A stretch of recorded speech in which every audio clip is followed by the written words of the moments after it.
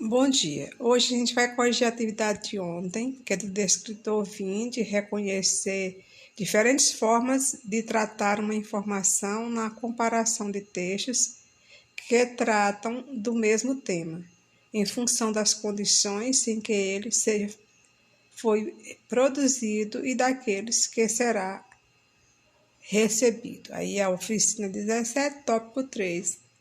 Relação entre textos. Então, o que é esse? Reconhecer diferentes formas de... Aí tá junto, mas de tratar uma informação na comparação de textos que trata do mesmo tema, em função de condições em que ele foi produzido e aqueles em que será recebido. Vamos lá. Aí as pessoas que escrevem o texto e as que recebem o texto. Aqui nós temos o significado dos símbolos, e aí tá falando... Páscoa significa vida nova e renascimento. O coelho é um dos animais mais férteis que existem. A fêmea pode ter até 60 filhotes por ano. Com tantas vidas novas, o bicho merece mesmo ser um símbolo de Páscoa. Já o ovo é o início da viça e por isso começou a ser relacionado à data há cerca de 2 séculos. Em países como a Polônia, por lá, era comum enfeitar ovos de galinhas e escondê-los para as crianças procurarem no domingo da Páscoa. Com o tempo, a tradição foi se transformando até chegarmos aos ovos de chocolate. Então, você viu aí falando do símbolo da Páscoa. Significado do símbolo, daí é o símbolo da Páscoa, tanto o coelho como o ovo. Vamos ver o texto 2. O que são símbolos da Páscoa? Os símbolos da Páscoa são representações que fazem parte dos rituais da Semana Santa. A Páscoa é uma festividade importante para os cristãos, pois celebra a morte e ressurreição de Jesus Cristo. Episódios bíblicos interpretados como a passagem para novos tempos e novas esperanças para a humanidade. A Páscoa para os judeus, Passak, passar além, na tradução do hebraico. É comemorada pela conquista da liberdade pelos hebreus, que viviam como escravos no Egito, simbolizando o retorno à vida digna.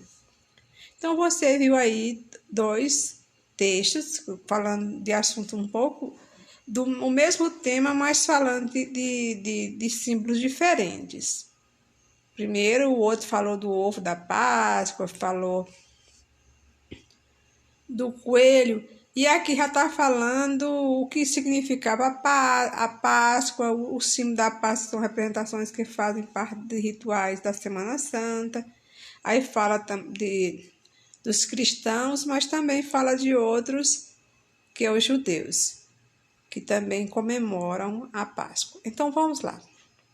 Qual é o assunto abordado nos textos 1 e 2? Aí pergunta o assunto. A origem do ovo da Páscoa? Não é a origem do ovo da Páscoa. No primeiro texto falava, mas não quer dizer que isso seja a origem do ovo da Páscoa. O símbolo da Páscoa, a Páscoa dos judeus, a ressurreição de Jesus Cristo, quer dizer, todos esses assuntos estão nos textos, mas aquele em que os 2 textos têm em comum é falar do símbolo da Páscoa, que é você viu que tem símbolos diferentes. Então, o símbolo da Páscoa. Resposta correta. Vamos para o próximo. Item 2, texto 1. Monteiro Lobato. Acho que você já ouviu falar em Monteiro Lobato, é um escritor brasileiro. José Renato Monteiro Lobato, depois ele mudou o nome para José Bento Monteiro Lobato. Nasceu em 18 de 4 de 1882 em Taubaté e morreu em 4 de 7 de 1948. Ele foi um dos grandes nomes da literatura infantil brasileira, sendo autor de obras clássicas como O Sítio do Pica-Pau Amarelo. Foi membro da Academia Paulista de Letras e também foi eleito para a Academia Brasileira de Letras, mas recusou a cadeira. Morreu em 1948, vítima de derrame. Então, vocês viram aí um pouquinho da biografia de Monteiro Lobato, que é conhecido por todos vocês. Agora vamos falar do texto 2, Monteiro Lobato novamente. O primeiro também era Monteiro Lobato, texto 2 do Monteiro Lobato. Monteiro Lobato, em 1882 a 1948, foi um escritor e editor brasileiro. O Sítio do Pica-Pau Amarelo é sua obra de maior destaque na literatura infantil. Criou a editora Monteiro Lobato e, mais tarde, a Campanha Editora Nacional. Foi um dos primeiros autores da literatura infantil de nosso país e de toda a América Latina. Metade de suas obras é formada em literatura infantil. Destaca-se pelo caráter nacionalista e social. O universo retratado em suas obras são os vilarejos decadentes e a população do Vale do Paraíba, quando da crise do café. Situa-se entre os autores do pré-modernismo, período que precedeu a Semana de Arte Moderna. Esse ano, os alunos do terceiro ano, estudam Monteiro Lobato. Ele é um assunto de literatura do terceiro ano. Vamos ver. Entre os dois textos, tem em comum, aí a resposta está bem clara, a vida e a obra de Monteiro Lobato. Porque na B destacar apenas a morte de Monteiro Lobato. Não era só isso. Falou da morte, que ele tinha, o ano que ele morreu, mas não falou da vida dele no todo. Apresentar a mudança do nome do autor também só no primeiro texto, mas o tema central não era isso. E apresentar-se a obra Sítio do Pica-Pau Amarelo. Nos dois falaram, mas não era bem apresentando a obra, estava falando do autor, só que aí lá no texto falava que ele era autor desse texto aí. Então, a resposta correta é a letra A vida e a obra de Monteiro Lobato. Item 3, texto 1. Não deixe seu melhor amigo com raiva. A vacina contra a raiva protege seu animal, evitando que ele fique doente e ameace a saúde de sua família. No dia 28 de setembro, a Secretaria Municipal de Saúde realiza a campanha antirrábica animal. Procure o posto de vacinação mais perto de sua casa, levando seu cachorro ou gato, no horário das 9 às 17 horas. Então, você viu aí um textozinho que a manchete parecia uma outra coisa, mas estava falando da vacina para o cachorro, né? A vacina antirrábica, que ela serve vacina tanto cachorro como o gato. Texto 2. Mordida de cão, gato, rato e cia. De repente, o cachorro do vizinho ou uma vira-lata não simpatiza com seu filho e dá uma mordida. O que fazer? Primeiro, acalme-se e veja o estrago. Depois de cuidar do ferimento da criança, passe a prestar atenção no animal. Se for possível, observe como se comporta o animal. Esta observação pode mudar tudo. Por exemplo, se o animal não puder ser observado para saber se está com alguma doença, o esquema de vacina contra a raiva deverá ser o mais rigoroso possível. Por outro lado, se o animal, depois de 10 dias de observação, permanecer saudável, a criança poderá se livrar de um esquema vacinal, na maioria das vezes longo, cansativo e doloroso. Em todos os postos de saúde do Brasil, você pode encontrar o esquema de vacinas contra a raiva, recomendado pela Organização Mundial de Saúde, baseado no local da mordida na gravidade da lesão e nas condições de saúde do animal. Ambos os textos apresentam a temática semelhante. Não é semelhante porque você viu que no primeiro texto eles falavam da raiva animal, da vacina contra a raiva animal. E no segundo texto falava de uma mordida de um cachorro e que um ser humano, uma criança, que deveria ficar em observação e falava da vacinação antirrábica para a criança, não para o cachorro. Divergente também não é divergente, um não contrapõe o outro, não é diferente assim. É contraditório, que aí o contraditório é meio parecido com o divergente, não é contraditório.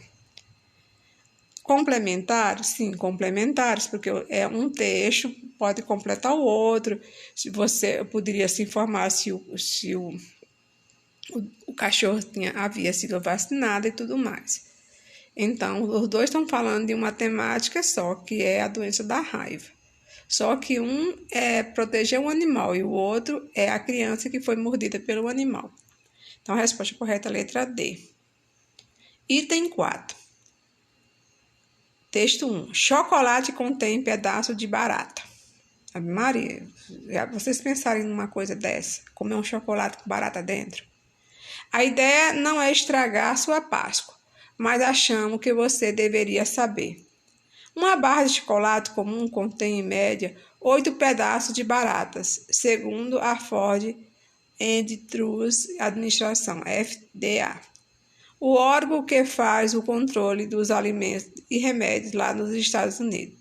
Elas não fazem parte da receita, é claro.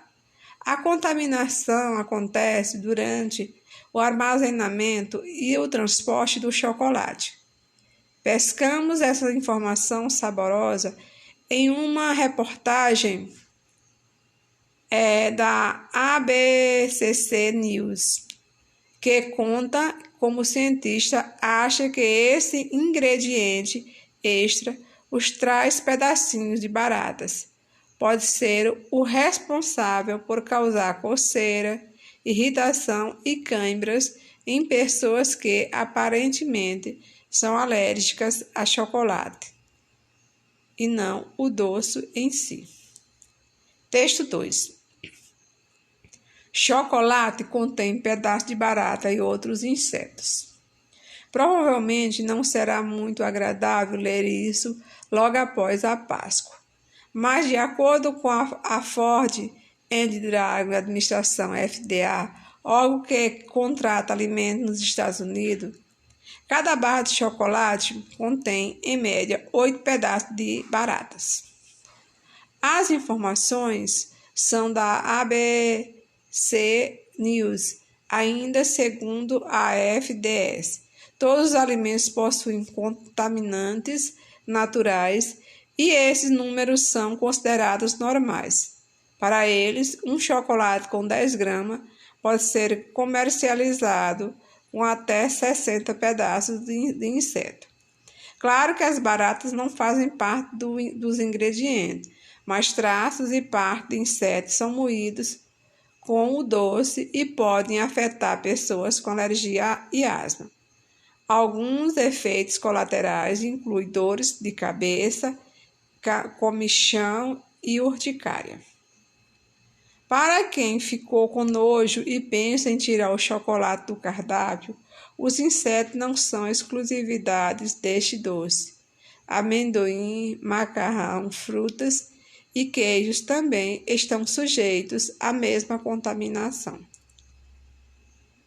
Contrapondo-se esses textos, observa-se que os dois aplicam cientificamente a origem do chocolate, não. Em nenhum momento aí está falando da origem do chocolate. Fornecem informações sobre a contaminação do chocolate por insetos, sim. São voltados principalmente ao público infantil, não. Utilizam palavras próprias da linguagem científica, por isso não há compreensão, não. Não existe uma linguagem científica. Tem umas palavras em inglês porque essa pesquisa não foi feita no Brasil. Então, a resposta correta aí é a letra B. Fornecem informações sobre a contaminação do chocolate por insetos, porque aí falaram que tinha as baratas, mas também pode ter outros tipos de insetos.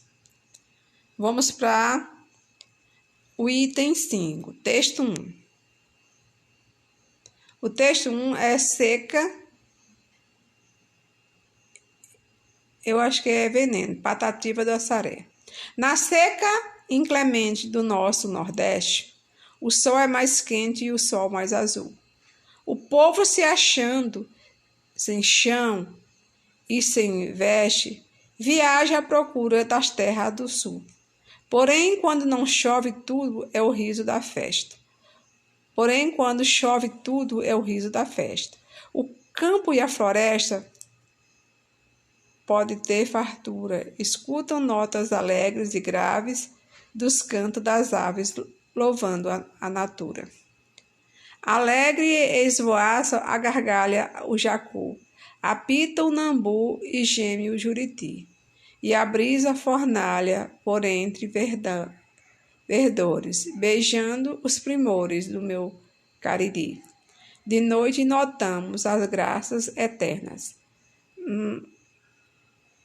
Nas lindas lanternas, na copa do mato, os ramos embalam, e as flores exalam suaves perfumes. Se o dia desponta, vem nova alegria. A gente aprecia o mais lindo compasso. Além do balido das lindas ovelhas, exames de abelhas zumbindo no espaço. O rumo da roça, que marcha apressada, vai cheio de vida, sorrindo e contente. Lançar a semente da terra molhada. As mãos deste bravo caboclo roceiro, fiel, prazeroso, modesto e feliz. É que o ouro branco sai para o processo, fazer o preço do nosso país. Bom, esse texto ficou ruim porque eu coloquei desconfigurou. A Terra, Euclides da Cunha. Você viu que aquele texto é um poema falando do Nordeste, fala da seca. E agora nós vamos ver o Euclides da Cunha, que é um texto também que fala do Nordeste. Ao sobrevir das chuvas, a terra, como vimos, transfigura-se em mutações fantásticas, contrastando com a desolação anterior. Os vales secos fazem-se rios, insulam-se os cômodos escalvados, repentinamente verdejante. A vegetação recama de flores, cobrindo-os, os grotões escancelados, e disfarça a dureza das barrancas, e arredonda em colinas os acervos de blocos disjuntos, de sorte que as chapadas grandes, estremeadas de com velas, que ligam em curvas mais suaves aos tabuleiros altos, cai a temperatura, como o desaparecer dos soalheiros. Anula-se a secura normal dos ares, novos tons na paisagem, a transparência do espaço salienta as linhas mais ligeiras, em todas as variantes da forma e da cor. Dilatam-se os horizontes, o firmamento sem o azul carregado das desertos alteia-se mais profundo ante o explodir revivescente terra, e o sertão é o valo fértil, é o pomar fartível sem dono. Depois tudo isso se acaba. Volta os dias torturantes, a atmosfera asfixiadora, o empedramento do solo, a nudez da flora, e nas ocasiões em que os estios se ligam sem intermitência das chuvas, o esparmo assombrador da seca. um texto complicado de ler. Esse texto aí não está dizendo de quem é, mas eu acho que é Os Sertões, de Euclides da Cunha, que ele é um autor que escreveu um livro sobre o Nordeste. O assunto principal de ambos o texto é a seca do Nordeste e seus males.